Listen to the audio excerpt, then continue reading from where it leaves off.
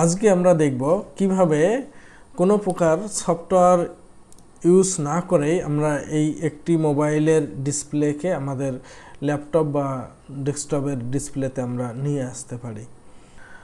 প্রথমে যে কম্পিউটার আছে বা ডেস্কটপ আছে সেটির সেটিংসে যেতে হবে।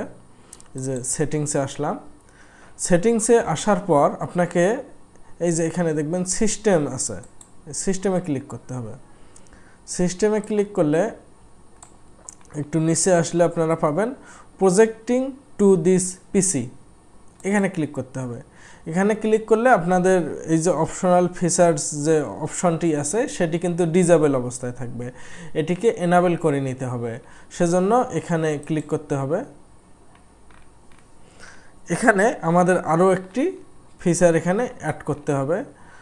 আমরা অ্যাড ফিচারে যাব, গিয়ে এখানে আমরা এই যে ফিচারগুলো এখনও অ্যাড করা হয় নাই সেগুলো এখানে লিস্ট দেখতে পাবো। সেখান থেকে আমরা এই যে ওয়্যারলেস ডিসপ্লে এই ফিচারটি আমরা অ্যাড করব। এখানে ক্লিক করব, করে আমরা অ্যাড দেব। তাহলে এখন দেখব যে ফিচারটি অ্যাড হচ্ছে, এডিং লেখা আসছে এই যে এখানে।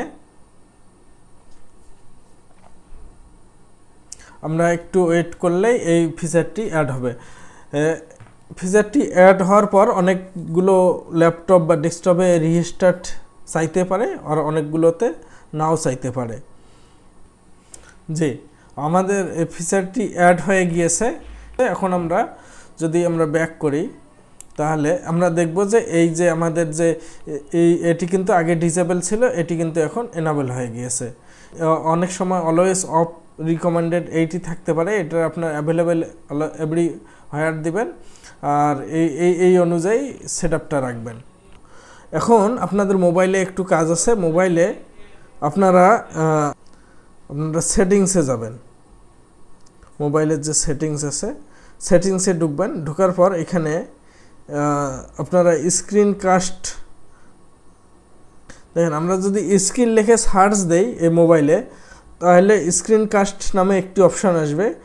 এখানে সেটিংসে আমরা এখানে ক্লিক করব, করলে আপনার এগুলো হয়তো ডিজেবল থাকতে পারে, এগুলোকে আমরা এনাবেল করে দেব। এনাবেল করে দেওয়ার পর কম্পিউটারে এই ডাটা কেবলটি কম্পিউটারে লাগাতে হবে।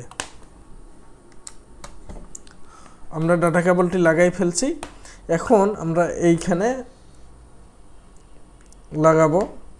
লাগানোর পর আমরা এই যে সার্চ ফর ডিসপ্লে ডিভাইস দেব, এবং হচ্ছে একই সাথে আমাদের যে ল্যাপটপ আছে ল্যাপটপে আমরা এই যে launch the connect app to project to the PC এখানে ক্লিক করব, এবং একই সাথে এখানে আমরা ক্লিক করব। দেখেন এখানে আমার লিস্ট দেখাবে ডেস্কটপ, যে আমার যে ডেস্কটপ এখানে যে নামটি আছে সেই নামটিই দেখাবে। আমরা এখানে কানেক্টিং দেব।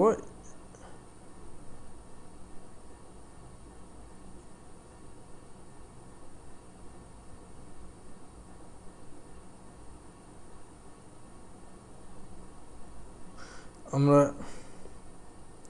যে এখানে লিস্ট আছে, এবং দেখেন আমার এখন ডিসপ্লেতে আমি যাহা দেখাবো আমার ল্যাপটপ ডেস্কটপেও সেই একই লেখাগুলোই আসবে, এবং একই আমি যদি এখানে যাহা যা করব আমার সেই অনুযায়ী আমার সবগুলোই দেখাবে।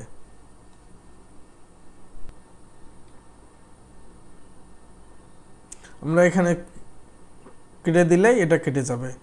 এভাবেই আমরা খুব সহজেই একটি ফোনের ডিসপ্লেকে আমরা আমাদের ল্যাপটপ বা ডেস্কটপের মনিটরে আমরা প্রদর্শন করাতে পারবো।